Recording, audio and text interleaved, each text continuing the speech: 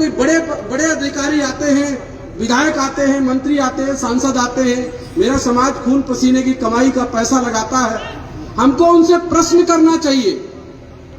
अगर वो यहाँ बैठे होते तो मैं उनके सामने ये प्रश्न करता कि खंडवा के अंदर, आप राष्ट्रीय मानव अधिकार आयोग के सदस्य हैं, खंडवा के अंदर 15 अगस्त 2024 को ये घटना छपती है दैनिक भास्कर के पेपर में कि 20 से 25 हजार में आदिवासी समाज के लोग अपने बच्चे बेच रहे हैं और 35,000 बच्चे बेचे जा चुके हैं। इसका जिम्मेदार कौन है? इस बात पर कौन बात करेगा? अभी हमारे भाई ने बहुत महत्वपूर्ण बात की कि हमारे लोगों के अधिकारों के लिए हमारे लोग लड़ रहे हैं। तो ये बताइए, अधिकार छीन कौन रहा है? सरकार में आप बैठे हैं, 60 लाख पद खाली पड़े हुए हैं, प्रमोशन में रिजर्वेशन मिल नहीं रहा है, मध्य प्रदेश में 3.5 लाख पद खाली पड़े हैं। मेरे वक्ता जो आते हैं, मेरा उनसे निवेदन है, और समाज के बंधुओं से भी निवेदन है कि ये भोला समाज है, अशिक्षित समाज है, ये नौजवान बेरोजगार है। जब हमारे कोई बड़े देखिए, प्रदेश है, देश है, सरकारें होती हैं, और सरकार से ही आप बात कर सकते हैं, सरकार ही बात को पूरी करेगी। तो ये बात उनके सामने रखी जानी चाहिए। 2 अप्रैल में जो लोग हमारे कुर्बानी दिए, जो लोगों ने केस झेला, बताइए वो हमारे हित में था या नहीं था? आप लोग हाथ खड़े करके बताइए, 2 अप्रैल 2018 को जो लोग मारे गए वो हमारे हित में थे या नहीं थे? जो लोग जेल गए वो हमारे हित में था या नहीं था? अभी ग्वालियर के मेरे कुछ साथियों को सजा होने वाली है 2 अप्रैल के केस में। तो बताइए, ये सरकार को केस वापस लेना चाहिए कि नहीं लेना चाहिए?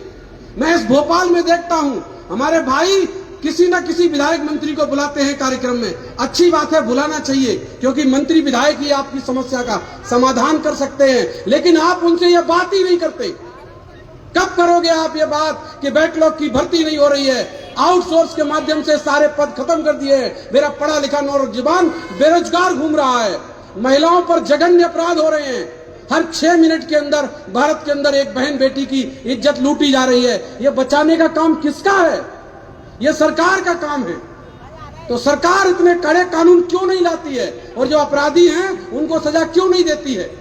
तो हमको ये सारी बातें अपने समाज के नौजवानों को और अपने भाइयों को जो हमारे राजनीति में एक्टिव हैं, सामाजिक में एक्टिव हैं, मेरा उनसे निवेदन है कि जब भी हमारी बाबा साहब की जयंती का कार्यक्रम हो, ऐसे जो हमारे बड़े बड़े अधिकारी आए, बड़े बड़े राजनेता आए, तो उनके सामने हमको ये प्रश्न करना चाहिए। जब बैकलॉग की भर्ती होगी, प्रमोशन में रिजर्वेशन लागू होगा, जब प्राइवेटीकरण खत्म होगा, तब जाकर हमको अधिकार मिलेगा।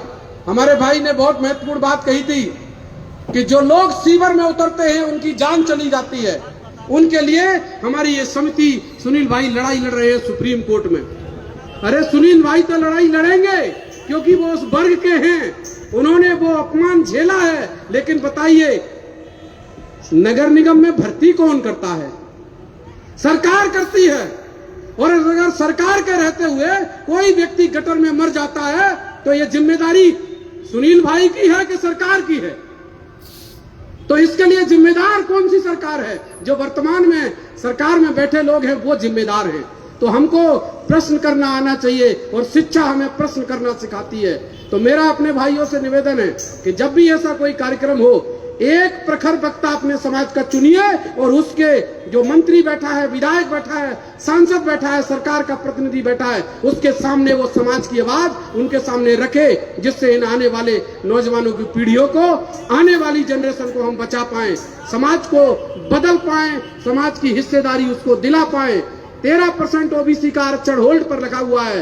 हजारों लाखों नौजवान नियुक्तियों का इंतजार कर रहे हैं सिलेक्शन के बाद, और हमारे कार्यक्रमों में इन पर चर्चा विशेष रूप से होनी चाहिए। मैं सुनील भाई को बहुत बहुत साधुवाद देता हूं कि इतना महत्वपूर्ण कार्यक्रम उन्होंने रखा। लेकिन मैं निवेदन भी करता हूं अपने भाइयों से कि जब भी कोई ऐसा कार्यक्रम हो, अपने समाज का कोई एक प्रखर वक्ता चुनिए जो समाज की समस्याओं को मंत्री, विधायक, सांसद के सामने रखे और उनसे कहे कि सरकार के नुमाइंदे हैं आप, सरकार चाहे तो इन समस्याओं का समाधान कर सकती है, आप सरकार के प्रतिनिधि हैं, इन समस्याओं का समाधान कीजिए। खंडवा में जाकर जो अधिकार आयोग के सदस्य हैं भाई, उनको जाना चाहिए और मानवता को बचाने के लिए वहां देखना चाहिए, आंकड़े जुटाने चाहिए कि कितने लोग हैं जिन्होंने अपने बच्चे बेचे हैं और वो बच्चे अभी कहां हैं जिनको जीवन नहीं मिल पाया।